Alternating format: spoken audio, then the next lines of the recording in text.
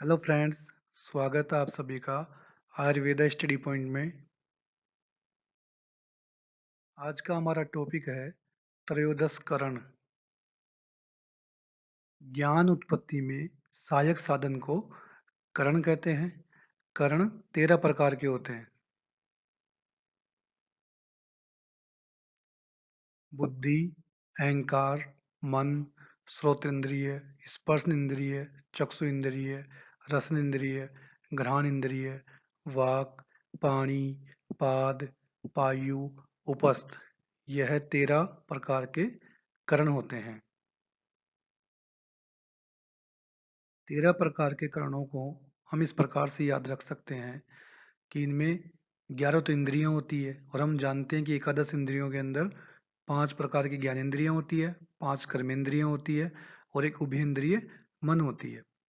तो 12वां जो कर्ण बुद्धि है और 13वां कर्ण अहंकार है। तो इस प्रकार से हम इन 13 प्रकार के कर्णों को याद रख सकते हैं। आचार्य चरक ने शारीरिक स्थान में 12 कर्ण माने हैं। बुद्धि, मन, 5 ज्ञानेंद्रियां और 5 कर्मेंद्रियां। आचार्य चरक ने अहंकार को कर्ण के अंतर्गत नहीं माना है। 13 प्रकार के करणों को हम मुख्य रूप से दो भागों में बांट सकते हैं, बाह्यकरण और अंतःकरण। तो बाह्यकरण में 5 ज्ञानेंद्रियां और 5 कर्मेंद्रियां, इनको हम बाह्यकरण कहते हैं। मन, बुद्धि और अहंकार, इन तीनों को हम अंतःकरण कहते हैं। बाह्यकरण का अर्थ है कि जो हमें बाहरी संसार का ज्ञान करवाते हैं। अंतःकरण का अर्थ है जो हमें आंतरिक ज्ञान करवाते हैं। अंतःकरण की प्रधानता। बाह्यकरण से अंतःकरण प्रधान होता है, क्योंकि बाह्यकरण केवल वर्तमान काल का ही ज्ञान करा सकते हैं, किंतु अंतःकरण भूत, भविष्य, वर्तमान काल का ज्ञान करा सकते हैं। तो हम जानते हैं कि जो बाह्यकरण है उसमें 10 इंद्रियां हैं, 5 ज्ञानेंद्रियां और 5 कर्मेंद्रियां। तो ज्ञानेंद्रियों के द्वारा हमें केवल वर्तमान काल का ही ज्ञान हो सकता है। लेकिन जो हमारा अंतःकरण है, मन, बुद्धि और अहंकार, इनके द्वारा हमें भूत, भविष्य और वर्तमान काल का भी ज्ञान हो सकता है। इसीलिए बाह्यकरण से अंतःकरण प्रधान है।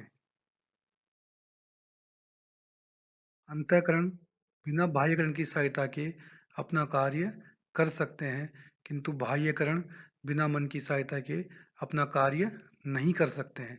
ये हमें पता है कि मन के बिना हमारी जो इंद्रियां हैं वो अपना कार्य नहीं कर सकती। लेकिन मन बिना इंद्रियों के भी अपना जो कर्म है वह कर सकता है।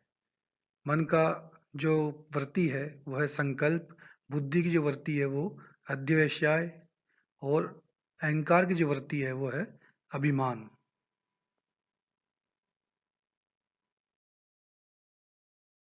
इंद्रियों का पंचभौतिकत्व। आयुर्वेद में इंद्रियों को भौतिक माना गया है, अर्थात इंद्रियां पंच महाभूत से उत्पन्न मानी गई है।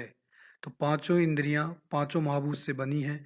फिर भी जिस इंद्रिय में जिस महाभूत की प्रधानता रहती है उसी महाभूत से उसे उत्पन्न मानते हैं। श्रोत्र इंद्रिय में आकाश महाभूत, स्पर्श इंद्रिय में वायु महाभूत, चक्षु इंद्रिय में अग्नि महाभूत, रसन इंद्रिय में जल महाभूत, घ्राण इंद्रिय में पृथ्वी महाभूत की प्रधानता होती है। इंद्रिय प्राप्यकारित्व। इंद्रिय का अपने अधिष्ठान से बाहर जाकर विषय को ग्रहण करना इंद्रिय प्राप्यकारित्व कहलाता है। चक्षुष प्रत्यक्ष में चक्षु इंद्रिय अपने अधिष्ठान नेत्र से बाहर निकलकर विषय तक जाती है और रूप संस्कार को लेकर वापिस आती है, किंतु शेष इंद्रियों के साथ ऐसा नहीं है। श्रवण प्रत्यक्ष में शब्द कानों तक आता है और श्रोत इंद्रिय द्वारा उसका ज्ञान हो जाता है। बाकी इंद्रियों के लिए भी आवश्यक उद्दीपक उनके पास आता है, तब उन विषयों का ज्ञान होता है।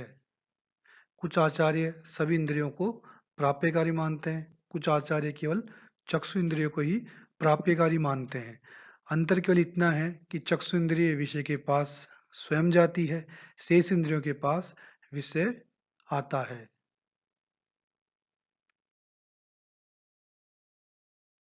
उम्मीद करते हैं आपको ये टॉपिक समझ में आया होगा।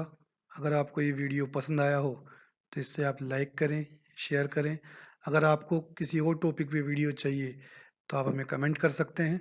अगर आपने अभी तक इस चैनल को सब्सक्राइब नहीं किया है तो प्लीज़ आप इसे सब्सक्राइब कर लें। Thank you.